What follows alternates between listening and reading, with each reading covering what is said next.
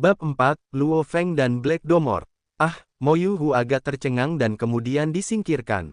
Boundary Beast Morosa tersenyum sederhana dan jujur, juga melihat ke kejauhan. Tuan, apakah Anda berencana untuk bergerak? Apakah Anda membutuhkan bantuan saya? Bahkan jika dia harus mengambil tindakan, dia hanya bisa melepaskan kekuatan Dewa Sejati Abadi, dan lebih baik mati daripada menggunakan teknik Boundary Beast apapun. Jika aku butuh bantuanmu, aku akan memberitahumu. Luo Feng sangat ingin mencoba, dia memiliki kegemaran bertarung dalam dirinya, dan sejak menjadi Dewa Sejati Abadi, dia belum pernah bertemu lawan yang sepadan. Baiklah kalau begitu. Morosa merasa agak kecewa, dia juga ingin bertarung dengan baik. Kau tinggal di sini dan lihat saja, aku akan naik dulu dan melihat-lihat. Kata Luo Feng, dan sudah terbang menuju tempat kejadian. Morosa berdiri tinggi di langit, menyaksikan kejadian ini dan berpikir, guru belum lama menjadi Dewa Sejati Abadi dan belum memiliki kesempatan untuk mengembangkan teknik rahasia yang kuat. Saya harap lawan ini cukup kuat, sehingga saya dapat bergabung. Morosa sudah tidak sabar untuk bertarung. Bahkan tanpa menggunakan teknik Boundary Beast, hanya dengan memahami Path of Destruction, Morosa sudah menciptakan banyak gerakan. Saat Luo Feng terbang mendekat, dia juga memperhatikan bahwa pasukan Dewa Sejati sedang menaiki kapal terbang memasuki area itu. Di dalam kapal terbang ini, ada satu Dewa Sejati Void dan lebih dari 10 Dewa Sejati. Mereka dengan hati-hati mengarahkan kapal menuju kota Huyang, menghindari beberapa daerah berbahaya di sepanjang jalan. Suzy, Suyun, kalian berdua akan menetap di kota Huyang mulai sekarang, perintah pria berambut panjang yang memimpin mereka. Kota Huyang adalah kota besar, yang dipenuhi oleh Dewa Sejati yang tak terhitung jumlahnya, dan bahkan Dewa Sejati Void hanyalah anggota biasa di sana. Dan kalian sebagai Dewa Sejati dianggap sebagai eselon bawah. Kedua pemuda itu mendengarkan dengan patuh. Pria berambut panjang ini adalah kepala suku mereka, satu-satunya Dewa Sejati kekosongan di seluruh suku, yang juga telah tinggal di kota Huyang selama bertahun-tahun. Begitu tiba di kota Huyang, kau harus tetap rendah hati. Mereka yang memamerkan harta karun mereka bisa kehilangan nyawa dalam sekejap mata, saran kepala suku.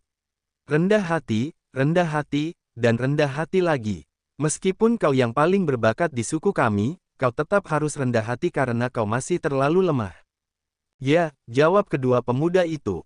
Selama kalian, Dewa Sejati biasa, tidak pamer, tidak akan ada yang mengganggu kalian. Bagaimanapun, kota Huyang memiliki hukum dan ketertibannya sendiri, lanjut kepala suku itu. Namun, jika kalian memamerkan kekayaan kalian, kalian bisa kehilangan nyawa secara diam-diam. Para penjaga kota Huyang tidak akan dapat menemukan pelakunya. Kepala suku, Anda sudah mengatakan hal-hal itu berkali-kali. Kedua anak ini pasti akan mengingatnya dengan baik, anggota tim lainnya tertawa. Kepala suku mengangguk sambil tersenyum, hal pertama yang harus kamu lakukan saat tiba di kota Huyang adalah memeriksa garis keturunanmu sendiri secara menyeluruh. Setelah itu, cari teknik rahasia yang cocok untukmu. Ada banyak sekali peluang di kota Huyang, jika kamu memanfaatkannya, kamu mungkin memiliki kesempatan untuk menjadi Dewa Sejati Void. Keinginan bersinar di mata Suzy dan Suyun. Mereka tidak mau menghabiskan hidup mereka di suku tersebut, karena takut bahwa di dalam suku tersebut mereka akan selalu menjadi Dewa Sejati. Mereka juga ingin menjadi Dewa Sejati Void dan menyaksikan lebih banyak keajaiban. Ketua, tenang saja, kami ingat betul bagaimana cara bertahan hidup di kota Huyang, kata Suyun. Sang kepala suku mengangguk sedikit, lalu tiba-tiba ekspresinya berubah. Tidak bagus. Aura kepala suku melonjak seketika, dan dia segera mulai membakar tubuh sucinya, mengerahkan seluruh kekuatan sucinya untuk mengendalikan seluruh kapal terbang. Lapisan demi lapisan formasi yang mempesona muncul di permukaan kapal terbang. Pada saat itu, 10 bayangan mengerikan muncul secara bersamaan, kekuatan tak kasat mata mereka bergabung menjadi satu, semuanya menyerang kapal terbang itu pada saat yang sama. Formasi tentara, 10 Dewa Sejati Void. Kepala suku tahu masalah sedang terjadi. Ia pernah tinggal di kota Huyang dan memiliki banyak pengalaman, tetapi setelah kematian orang-orang yang dicintainya dan teman-teman dekatnya, ia mulai bosan hidup di kota Huyang dan menetap di hutan belantara di sebuah suku kecil. Dalam jangka waktu yang panjang, ia secara alami menjadi kepala seluruh suku dan menarik banyak dewa sejati yang lebih lemah. Lagi pula, mereka yang bertahan hidup di alam liar umumnya adalah dewa sejati yang sangat lemah dan miskin. Memiliki dewa sejati Void sebagai pendukung tentu saja mengarah pada pembentukan suku yang lebih besar. Ledakan. Ke-10 bayangan itu mengoordinasikan serangan mereka, dengan lapisan-lapisan formasi bermunculan dan berinteraksi di permukaan kapal terbang itu. Bahkan jika satu atau dua formasi hancur, formasi-formasi baru akan muncul. Mereka cukup mampu, ke-10 bayangan itu terkejut. Mereka adalah prajurit elit dari Angkatan Darat, pengawal pribadi pemimpin Angkatan Darat, Black Domor. Sangat jarang seseorang mampu menahan upaya gabungan 10 dewa sejati Void dalam waktu singkat sendirian. Cepat dan habisi dia, kita tidak bisa menunda. Mereka juga takut membuat marah pimpinan tentara. Itu berarti mereka tidak berguna sebagai pengawal pribadi jika pimpinan tentara harus turun tangan secara langsung. Ledakan, ledakan, ledakan, aura 10 bayangan melonjak luar biasa. Apa? 10 prajurit elit dari pasukan, semuanya membakar tubuh suci mereka karena putus asa. Aku hanya lewat saja. Kepala suku itu hampir tidak dapat mempercayainya, dendam apa yang membenarkan keputusasaan seperti itu sejak awal. Sang kepala suku menatap orang-orang suku di sampingnya, matanya penuh penyesalan. Kita tidak bisa melarikan diri kali ini, kita semua mungkin akan mati di sini, kata seorang pria dengan pakaian acak-acakan. Lebih dari 10 dewa sejati di sukunya tercengang. Suzy dan Suyun, dua dewa sejati muda, tampak sangat bingung. Mereka penuh dengan kerinduan dan harapan untuk hidup di kota Huyang, dan sekarang mereka akan segera mati. Keduanya lahir di suku tersebut dan belum pernah ke kota besar. Ini adalah takdir. Kami telah melihat apa yang bisa dilihat, dan mengalami apa yang bisa dialami. Kasihan sekali Suyun dan Suzy, mereka masih sangat muda dan belum pernah ke kota besar. Dewa sejati lainnya dalam suku tersebut sebagian besar adalah orang-orang yang tenang, mereka adalah elit suku tersebut, yang telah menemani kepala suku dalam perjalanan ke kota Huyang untuk mendapatkan perbekalan dan sering pergi berburu binatang buas.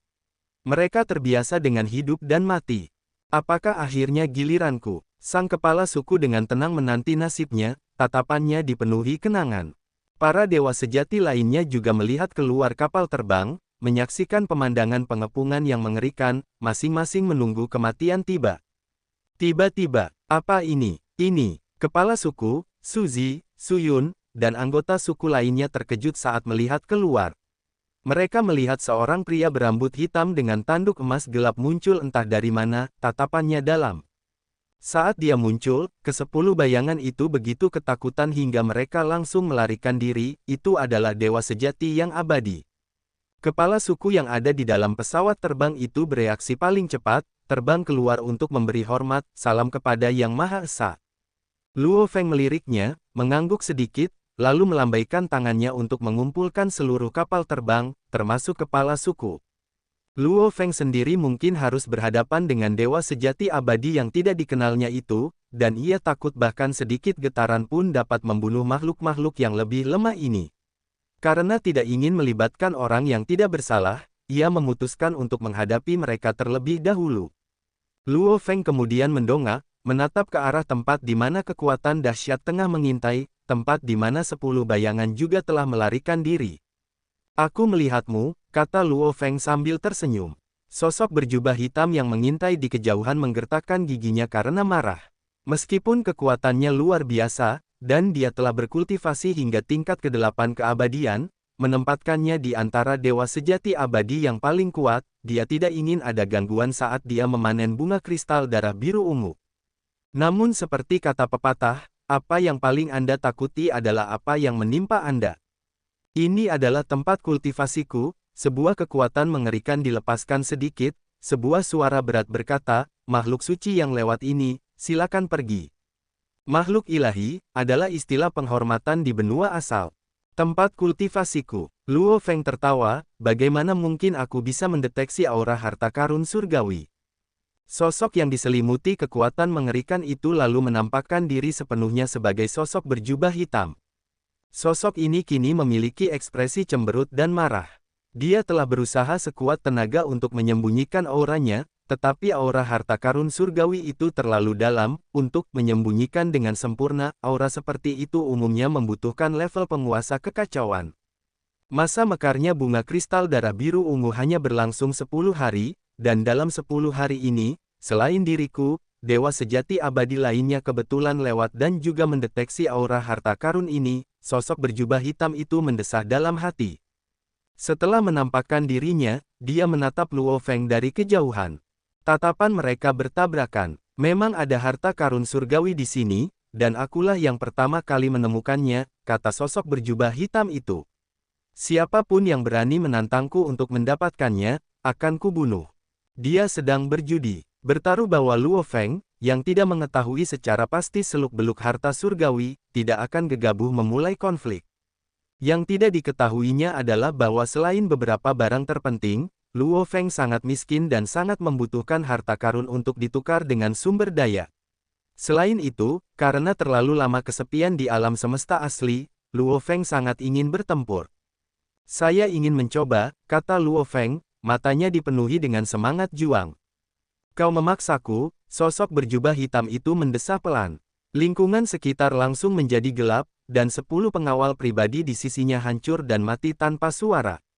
Saat mereka meninggal, ketidakpercayaan terlihat jelas dalam kematian mereka. Kau membunuh bawahanmu, Luo Feng bertanya dengan bingung.